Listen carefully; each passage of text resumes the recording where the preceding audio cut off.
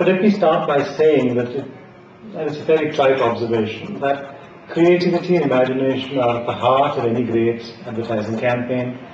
The truly outstanding advertisement is not just one which attracts consumer interest or promotes the product or the service or the lifestyle, but which creates an indelible association in the minds of the viewers with whatever is on offer. We are all familiar with such advertisements, including those which have kept up their messaging over a generation and more. The issue is more than simply arousing a desire to buy. Advertisements need also to be informative and educative.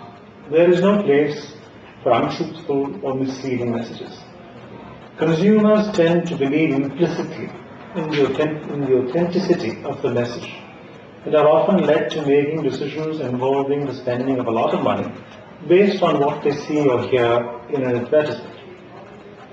It is not my case that manufacturers should not be allowed to recommend their product in the most favorable light. But we should guard against half-truths and misleading or factually unsustainable statements. And let me say that this applies to statements made by government in any kind of promotional campaign as much as to advertisements of goods and services. All of them need to demonstrate responsibility. Misleading advertisements give the consumer an incorrect understanding of the product that they are buying and could lead them to make wrong choices. The government is in the process of amending the Consumer Protection Act, and one specific amendment is a mention of unfair trade practices and restrictive trade practices as a cause for filing complaints. I would like to call particular attention to the public health aspects of some of our legislation. The most difficult of these cases involve tobacco. Any advertising of tobacco or tobacco products is prohibited by Indian law today.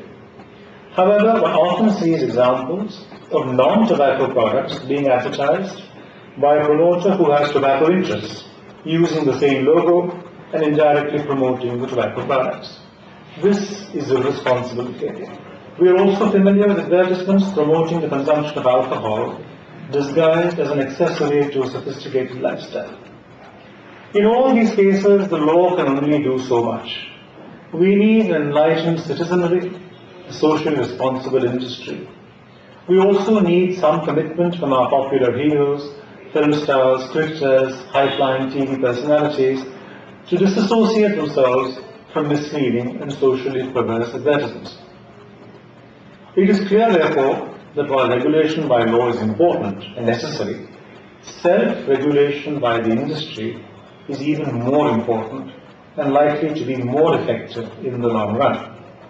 Of course, this calls for a greater dialogue within industry, such as is happening today, for appreciation of the notion that the greater common good must be promoted, and for an understanding that the consumer who keeps the industry alive deserves better.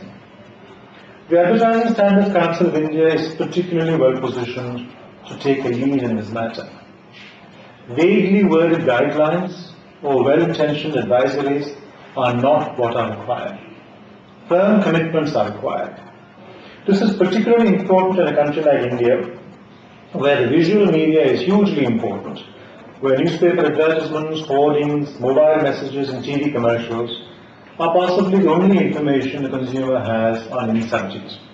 Of course, this requires manufacturers and producers to commit themselves to the higher standards and not to try to compensate for substandard production with over-the-top advertisement.